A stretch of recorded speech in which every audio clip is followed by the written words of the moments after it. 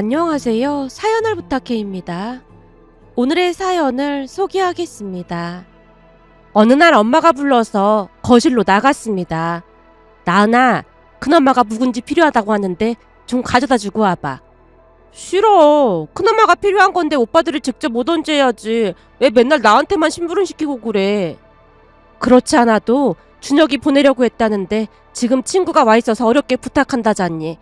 큰엄마는 지금 요리하던 게 있어서 못 올 것 같으니까 부탁한 거고 말이야. 큰엄마가 너를 얼마나 예뻐하는지 알면서 그런다. 그러니까 잠깐만 다녀와.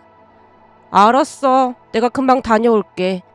라며 엄마 손에 들려있던 봉투를 들고 급히 집을 나섰는데요. 큰아빠가 아파서 오랫동안 투병 생활을 하다 보니 큰엄마 혼자 감당하기 어렵다고 판단했고 우리 가족 모두 큰 집 근처로 이사를 했습니다. 큰엄마가 큰아빠를 모시고 병원을 다니는 동안 부모님이 사촌 오빠들까지 돌봐주곤 했으니까요.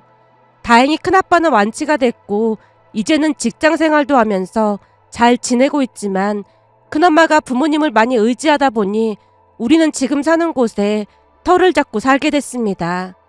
그러다 보니 밥이 떨어지거나 반찬을 만들거나 하면 서로서로 가져다 주기도 하고 같이 밥을 먹는 날이 많았습니다. 그날도 큰엄마가 묵은지를 가져다 달라는 말에 엄마가 준 봉투를 들고 큰 집으로 향했는데요. 큰 집에 도착하자마자 큰엄마가 반기며 혀 짧은 소리를 냈습니다. 우리 예쁜 나은이 왔죠요? 큰엄마, 잊은 것 같아서 말하는 건데 저는 대학생도 아니고 어엿한 직장인이거든요. 그러니까 앞으로는 직장인 대우를 해줬으면 좋겠어요. 네가 50살이 돼도 우리한테는 귀여운 나은이일 뿐이야. 우리 집안의 하나뿐인 귀한 딸이잖니. 큰엄마가 제보를 꼬집으며 장난스레 말을 하고 있었는데요. 사촌오빠 방문이 열리더니 큰오빠와 친구로 보이는 사람이 저를 빤히 바라보고 있었습니다. 나은이 왔냐? 회사는 잘 다니고 있지? 그럼 내가 사회성 하나는 엄청 뛰어나잖아. 회사에서도 완전 인싸야. 아무리 그래도 너무 나대면 사람들이 싫어하니까 눈치껏 행동해. 알았어. 걱정하지 마. 제가 큰 소리를 치며 방긋 웃고 있었는데요. 큰오빠 친구가 저를 빤히 바라보고 있었어요. 그 모습에 제가 살짝 고개를 숙여 인사를 한 뒤 큰엄마에게 말했습니다. 큰엄마, 저는 이만 가볼게요. 조금 더 이따 가지 그래. 아니에요. 엄마도 밥 다 한 것 같은데 집에 가서 밥 먹어야죠. 큰아빠는 아직 안 오신 거예요? 큰아빠는 오늘 회식이 있다고 좀 늦게 온다고 하더구나. 큰아빠 술 마시고 그러면 안 되는 거 아니에요? 저도 모르게 잔소리를 했더니 큰엄마가 빙그레 웃으며 대답했습니다. 이래서 딸이 있어야 한다니까. 근데 걱정하지 마. 회식에 참석은 해도 절대 술 안 마신다고 약속했으니까. 술이 진짜 안 좋은 거라고 하니까 절대로 못 마시게 해야 해요. 알았어. 큰엄마가 절대 못 마시게 할게. 라며 큰엄마가 다시 활짝 웃었는데요. 큰아빠가 투병을 할 때 가족 모두 힘든 시간을 보내야만 했거든요. 그렇게 인사를 하고 집으로 돌아왔습니다. 그 뒤 며칠이나 지났을까요? 어느 날 사촌오빠에게 전화가 걸려왔습니다. 나은아, 지금 통화 가능해? 괜찮아. 평소에는 전화도 잘 안 하더니만 혹시 무슨 일 있는 거야? 무슨 일이 있는 건 아닌데 너 혹시 저번에 봤던 내 친구 기억나? 친구? 누구 말하는 거야? 며칠 전에 우리 집에 심부름 왔을 때 잠깐 봤던 내 친구 말이야. 라는 사촌오빠 말에 그날 있었던 일을 떠올리다가 대답했습니다. 기억나는 것 같아. 그래? 혹시 얼굴도 기억나는 거야? 아니, 얼굴은 잘 기억이 안 나고 그냥 키가 오빠랑 비슷했던 것만 기억이 나. 근데 그건 왜 묻는 거야? 갑작스레 친구 이야기를 꺼내는 모습에 심상치 않음을 느낀 채 물었는데요. 순간 사촌오빠 입에서 믿겨지지 않는 말이 새어나왔습니다. 나도 이런 말하기 좀 그런데 사실은 그 친구가 너보고 한눈에 반했다면서 자꾸만 소개해달라고 난리잖아. 내가 내 사촌동생은 절대 안 된다고 몇 번이나 말렸거든. 근데 자꾸만 졸라대서 한번 말해본 것 뿐이야. 나한테 반했다고? 대체 왜 반했다는 건데? 너무나 어이가 없었던 나머지 제가 되물었는데요. 네 얼굴 보고 반한 것도 반한 건데 그날 네가 우리 엄마랑 얘기하는 거 보고 완전 반했대. 뭐? 그때 큰엄마랑 무슨 얘기를 했더라? 몰라. 암튼 우리 엄마랑 너무 잘 지내는 모습이 보기 좋았다고 하면서 소개해달라고 계속 조르잖아. 근데 건우가 말이야, 집이 엄청 잘 살아. 그거랑 무슨 상관이 있다고 그래. 상관이 많지. 이왕이면 돈 많은 남자랑 결혼하면 편하게 살 거 아니야. 거기다 건우가 성격도 좋아서 내가 말 꺼낸 거야. 친구들한테 평판이 엄청 좋은 편이거든. 사촌오빠가 친구 자랑을 늘어놨지만 다른 사람도 아니고 사촌오빠 친구라 선뜻 마음이 가지 않았습니다. 그랬기에 제가 정중히 거절했어요. 오빠, 아무리 그래도 오빠 친구인 게 걸려서 난 좀 그래. 오빠가 알아서 잘 말해줘. 그런가? 아무래도 좀 불편하겠지? 그렇지. 많이 불편할 수밖에 없지. 라며 제가 다시 거절 의사를 밝혔는데요. 사촌오빠도 이해한다며 전화를 끊었습니다. 하지만 그 뒤에도 사촌오빠 친구는 포기하지 않았는데요. 아무래도 큰 집에 자주 갈 수밖에 없었기에 오며 가며 사촌오빠 친구를 자주 만났습니다. 제게 관심을 보인 뒤로는 더욱 자주 큰 집에 와 있는 모습이었으니까요. 그러다 보니 같이 밥도 먹게 됐고 이런저런 이야기를 하면서 조금씩 가까워져 갔는데요. 아무래도 사촌오빠 친구라 저도 조금은 마음을 놓고 있었던 것 같습니다. 그렇게 시간이 지나면서 셋이서 어울리는 날이 많아졌고 사촌오빠 친구와 저는 연인 사이가 됐습니다. 제가 몇 번이나 거절했지만 한결같은 모습으로 기다려주는 모습에 약간은 감동을 받았다고 해야 할까요? 제가 뛰어나게 예쁘거나 그런 것도 아닌데 제게 일편단심인 모습에 마음이 갈 수밖에 없었으니까요. 그 뒤 우리는 여느 연인들처럼 데이트도 하고 좋은 만남을 이어갔습니다. 중간중간에 사촌오빠가 남자친구에게 잔소리를 하기도 했는데요. 지금 시간이 12시가 넘었는데 내 동생이랑 같이 있는 거야? 지금 들어가고 있어. 내가 12시 안에는 데려다 주라고 했잖아. 나은이가 내 동생인데 이러면 곤란하지. 알았어. 지금 집에 다 와가. 그리고 결혼할 때까지 여행 가고 그런 건 절대 안 되니까 그런 줄 알아.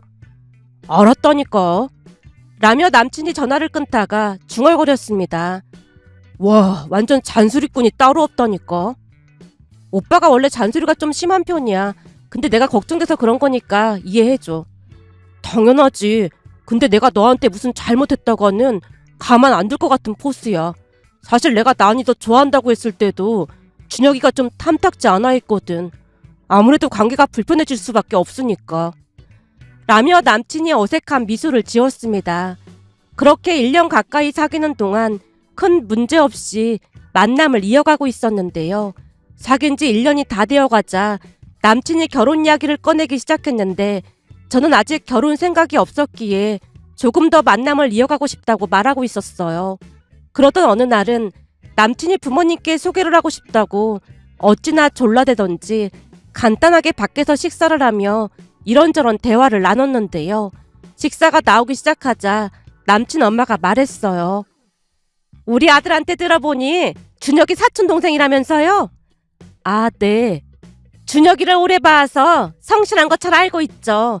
준혁이한테 들어보니 어머니랑 큰어머니 사이가 그렇게 좋다면서요. 네, 가족이니까요. 아니지. 원래 동서지간에는 사이가 안 좋은 경우가 더 많거든요. 근데 서로 위해주고 잘 챙긴다는 말에 감동받았다니까요. 그래서 나은 씨가 더 마음에 들었어요. 아, 네, 감사합니다. 근데 내가 들어보니까 무슨 행사가 있을 때마다 가족들이 똘똘 뭉쳐서 같이 한다면서요. 그러니까 생신이라든지 제사, 김장 그런 거 말이에요. 아, 네. 큰아버지께서 아프신 뒤로는 가까이 살면서 모든 걸 같이 하고 있습니다.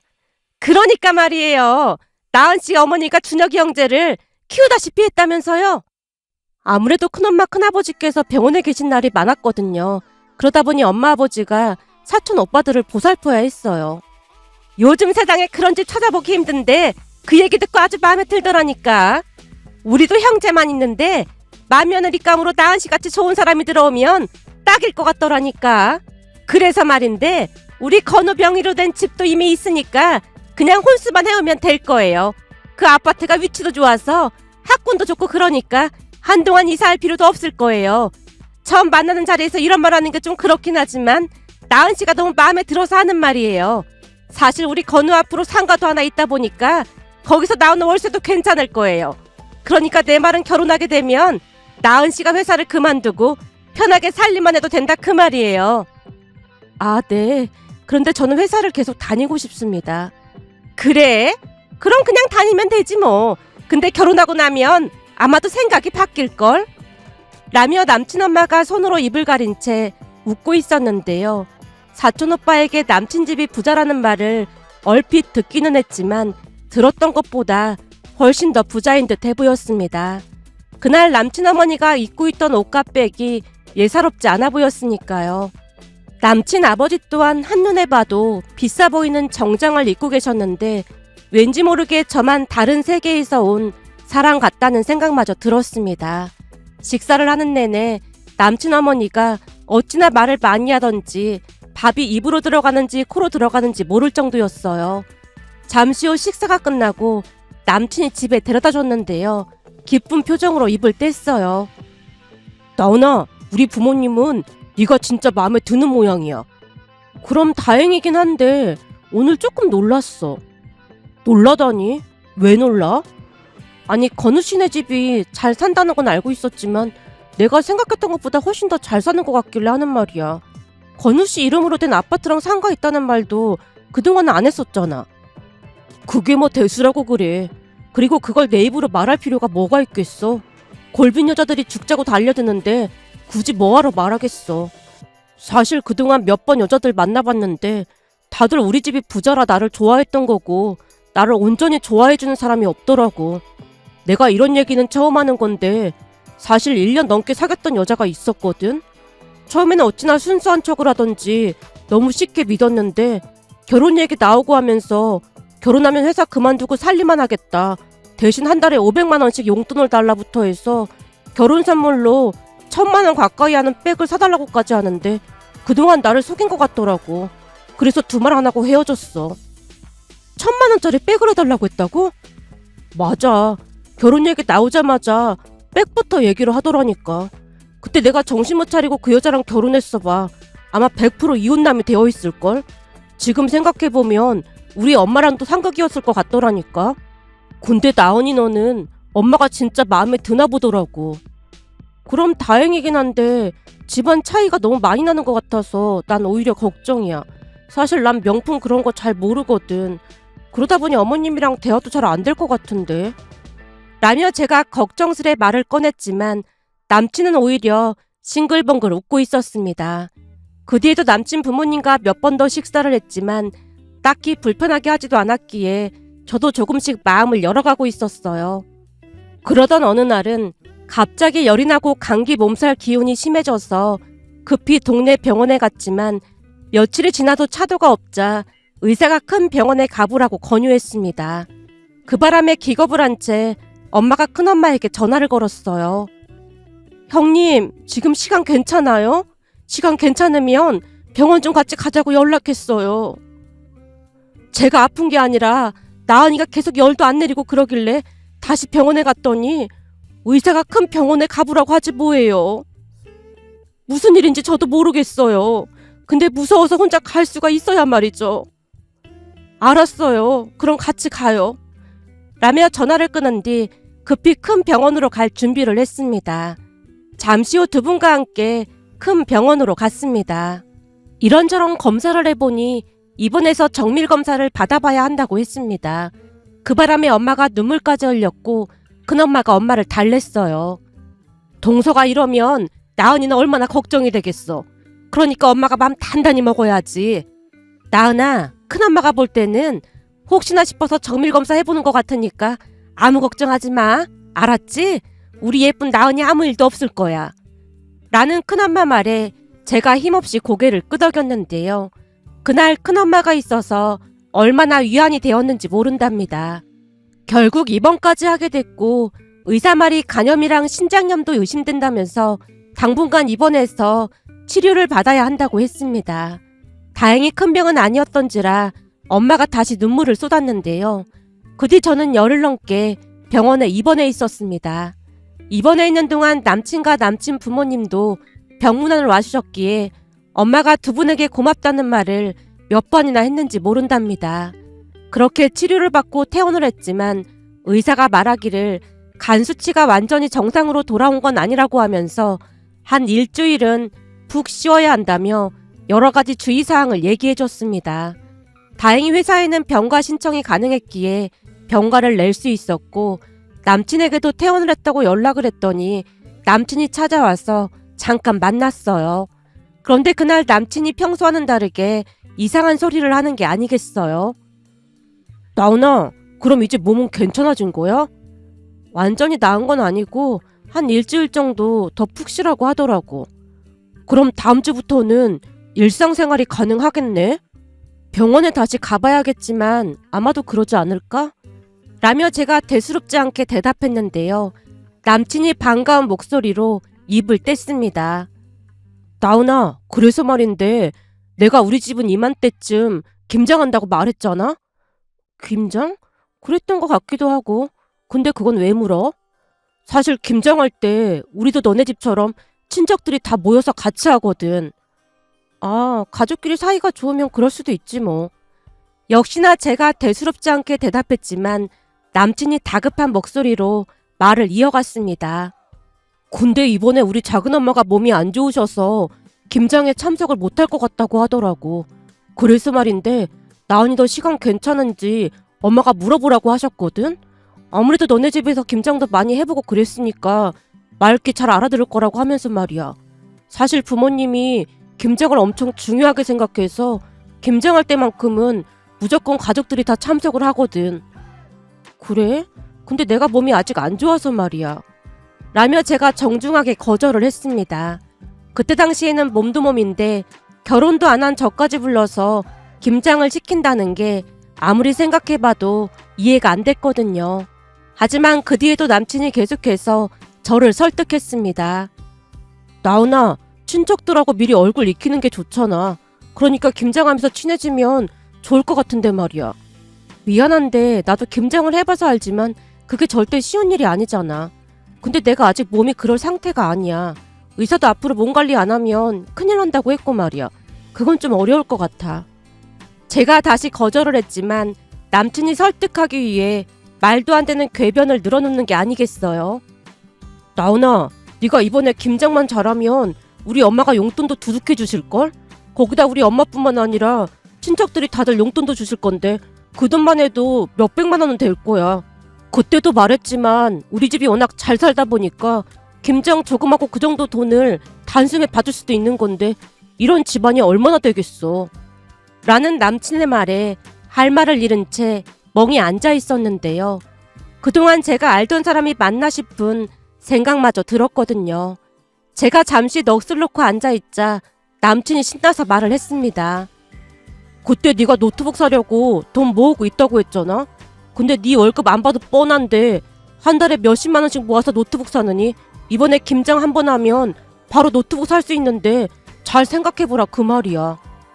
지금 그걸 말이라고 하는 거야? 가끔 보면 네가 막 순수한 척 고상한 척 하는데 대부분 사람들이 돈 앞에서 장사 없는 거 아니겠어? 이 돈이라는 건 말이야 사람을 참 행복하게도 만들고 비참하게도 만들거든. 생각해봐. 그때 니네 큰아버지 아프셨을 때도 돈 때문에 고생이 많았다며. 근데 돈 있는 사람들은 그런 걱정할 필요가 1도 없거든. 넌 나랑 결혼하는 걸 아주 감사하게 생각해야 해. 그러니까 내 말은 김장 그까짓 게 뭐라고 우리 엄마한테 밉보이려고 하냔 말이야. 아마도 그때쯤 남친이 본심을 드러나기 시작했던 게 아닌가 싶었는데요. 모든 것을 돈으로만 연결짓고 있는 거 같아 보였습니다. 아마 그때부터 조금씩 정이 떨어졌던 것 같았어요.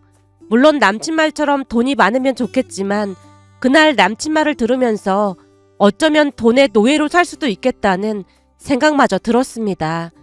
결국 제가 남친에게 딱 잘라서 말했어요. 난 건우 씨네 김장하는데 절대 참석 안 할 거니까 더 이상 말 꺼내지 마. 진짜 이해가 안 되네. 그럼 엄마한테 찍힐 수 있다고 내가 몇 번이나 말했잖아. 난 그게 그다지 중요하지 않은 것 같아서 말이야. 그게 무슨 말이야? 그다지 중요하지 않다니. 내내 말하고 있는데 무슨 말인지 모르겠어? 나 건우 씨랑 헤어질 거야. 뭐? 진심으로 하는 말이야? 이미 정이 뚝 떨어졌거든. 결혼도 안 했는데 아픈 사람한테 김장시키려고 하는 거 자체가 많이 이상한 거 아니야? 그래놓고는 뭐라고? 가족끼리 사이가 좋아서 다 같이 김장을 해? 가족끼리 사이가 좋으면 아파도 무조건 김장해야 하는 거야? 두말할 거 없고 우리 헤어져. 야, 그래도 이건 아니지. 암튼 나 건우 씨랑 결혼해서 노예로 살고 싶은 생각 없으니까 돈 좋아하는 사람 골라서 결혼해. 준혁 오빠한테는 내가 알아서 잘 말할 테니까. 라며 제가 자리에서 일어났는데요. 남친이 펄쩍펄쩍 뛰고 난리법석을 피워대는 바람에 하는 수 없이 사촌오빠에게 전화를 했습니다. 물론 사촌오빠가 단숨에 뛰어왔고 놀라서 물었어요. 왜? 무슨 일인데 그래? 라는 사촌오빠의 말에 있었던 일을 다 이야기하자 사촌오빠가 분노했습니다. 뭐? 그러니까 나은이도 아직 몸도 안 좋은데 와서 김장을 하라고 했단 말이야? 그래서 내가 알아듣게 말했거든? 근데 계속해서 김장에 참석하라고 하잖아. 근데 오빠도 알다시피 지금 내 몸이 많이 안 좋잖아. 이 몸을 어떻게 김장을 하라고 하겠어. 그것도 그건데 결혼하기 전에 김장하러 오라는 거 자체가 잘못된 거 아니야? 그래놓고는 뭐라는 줄 알아? 김장하러 가면 건우씨 가족들이 돈 줄 거니까 그걸로 노트북을 사래. 이게 말이야 방구야? 오빠한텐 미안한데 난 정 떨어져서 더 이상 못 만나겠어. 제 말에 사촌오빠 눈이 싸늘하게 희번덕거렸습니다. 순식간에 남친에게 달려들어 소리쳤거든요. 너 이게 다 무슨 말이야? 내 동생 아픈 거 뻔히 알면서 김장하라고 한 게 사실이야? 이제 결혼할 건데 김장 좀 하는 게 뭐가 대수라고 그래? 그리고 맨날 돈에 쪼들리는 것 같아서 김장에 참석하면 우리 부모님이 돈 줄 거라고 했는데 그게 뭐가 잘못됐다는 거야? 니들이 잘 모르는 것 같아서 하는 말인데 니들 그러는 거 다 자격지심이야. 원래 있는 사람들은 그런 자격지심 같은 거 절대 없거든. 준혁이 너도 말이야. 내가 뭐 사준다고 하면 돈 없으면서 맨날 됐다고 하잖아. 그게 자격지심이 아니고 뭐겠어. 남친이 오히려 비웃고 있었습니다. 그리고 곧 남친과 사촌오빠가 멱살까지 잡고 싸우고 말았습니다. 결국 부모님과 큰엄마까지 와서 둘을 뜯어말렸는데요. 남친이 경찰에 신고까지 하는 바람에 경찰서까지 가고 말았습니다. 잠시 후 남친 부모님이 경찰서로 들이닥쳤고 자초지종을 듣고는 제게 소리쳤습니다. 김장 좀 하라고 했다고 이 난리를 피워? 순진해 보이길래 부려먹기 편할 것 같아서 좋게 봐줬더니만 생긴 거랑 완전 딴판이네. 니들 우리 아들 이렇게 만든 거 가만 안 놔둘 참이니까 그런 줄 알아. 쥐뿔도 없는 것들이 꼴에 자존심을 잃나 보네. 라는 남친 엄마의 도발에 또다시 사촌오빠가 움찔했지만 우리가 오빠를 뜯어말렸습니다. 그 뒤 쌍방과실로 어떻게 둘이 합의를 했고 물론 저는 남친과 바로 헤어졌습니다. 그날 집에 오는 길에 큰엄마가 사촌오빠를 나무랐어요. 넌 제가 저런 사람인 줄 모르고 나은이한테 소개해준 거야? 돈 있다고 좀 요새 부리긴 했지만 이 정도인 줄은 몰랐죠. 그리고 쟤네 집이 워낙 부자다 보니까 결혼하면 나은이가 편하게 살지 않을까 싶었어요. 넌 그걸 지금 말이라고 해? 큰엄마가 얼굴까지 시뻘개진 채 소리쳤는데요. 사촌오빠가 눈에 눈물이 그렁그렁한 채 말했습니다. 전에 아버지 아파서 병원에 계실 때 수술을 몇 번이나 하고 그랬잖아요. 그때 작은엄마가 아버지 때문에 굽신거리면서 돈 빌리는 거 봤어요. 그때 우리한테 돈이 있었으면 작은엄마가 그런 꼴 당했겠어요? 준혁아, 네가 그걸 다 봤단 말이야? 엄마가 놀란 채 사촌오빠를 바라봤는데요. 사촌오빠가 다시 말을 이어갔습니다. 작은엄마가 그 아줌마한테 매달 나눠서 갚을 거라고 하면서 돈 빌리는데 그 아줌마가 작은엄마를 막 무시하면서 돈 빌려줬던 게 기억이 나요. 그래서 나은이도 부잣집에 시집가면 돈 걱정 안 하고 잘 살지 않을까 하는 생각을 잠깐 했어요. 제 생각이 짧았던 것 같습니다. 나은아, 오빠가 정말 미안해. 라는 사촌오빠의 말에 우리 모두 눈물을 흘렸는데요. 그때 우리는 다 함께 힘든 시간을 견뎌냈기에 사촌오빠의 마음이 조금은 이해가 되기도 했습니다. 난리를 친 뒤 전남친에게서는 어떠한 연락도 오지 않았고 우리는 다시 예전처럼 잘 지냈습니다. 그런데 그 뒤 몇 년이나 지났을까요? 다니던 회사에서 인정받고 대기업으로 이직을 했는데 그곳에서도 더욱 인정을 받아 빠르게 승진도 할 수 있었습니다. 그러던 동안 회사 선배와 좋은 만남을 이어가고 있었고 결혼 이야기도 나오고 있었어요. 그러던 어느 날은 뜻밖의 장소에서 전남친과 조우했는데요. 거래처와 미팅이 있어서 미팅 장소에 나갔더니 그곳에 거래처 담당자로 전남친이 서 있는 게 아니겠어요. 저도 놀랐는데 전 남친도 많이 놀랐던지 할 말을 잃은 채 멍이 바라만 봤습니다. 그러다 보니 그날 거래처와 미팅이 잘 될 리 없었고 전 남친은 빈손으로 돌아갔습니다. 그렇게 미팅이 끝나자마자 사촌오빠에게 전화를 해서 자초지종을 설명했더니 사촌오빠가 기가 막힌 말을 해줬어요. 그 인간 얘기해줘봤자 좋을 거 없을 것 같아서 말 안 했는데 나중에 들어보니까 친척 중 한 사람이 건우 아버지 사업체 격리부에서 재무 관련 팀장으로 일하고 있었다는데 그렇게 믿었던 사람이 장부를 조작해서 법인 계좌에 있던 돈을 몽땅 빼돌려서 잠적했다고 하더라고. 그 바람에 회사가 한순간에 힘들어졌다는데 지금은 부도가 났다나 봐. 맨날 자기네 집안 화목하다고 자랑하더니만 가장 가까운 친척이 사기치고 도망갔다는 말에 경악을 금치 못했다니까. 그 사기친 인간은 해외 어디로 도망가서 지금까지 못 잡았다는데 걔네 집은 쫄딱 망한 거지 뭐. 암튼 그때 내가 그 인간한테 널 소개해준 건 진짜 미친 짓이었어. 내가 다시 한번 사과할게. 라며 사촌오빠가 또다시 사과를 했습니다. 그리고 그날 전 남친이 회사로 전화를 걸어와서 제게 다시 한번 미팅을 잡아주면 안 되겠냐고 부탁을 했지만 이미 미팅을 기다리고 있는 회사가 한둘이 아니었기에 안 된다고 딱 잘라서 거절했습니다. 그렇게 돈 자랑을 하던 모습은 온데간데였고 쩔쩔매는 모습을 보며 씁쓸한 마음이 들어 이렇게 글 남겨봅니다. 오늘의 사연은 여기까지였습니다. 즐겁게 보셨다면 구독, 좋아요 부탁드립니다. 고맙습니다.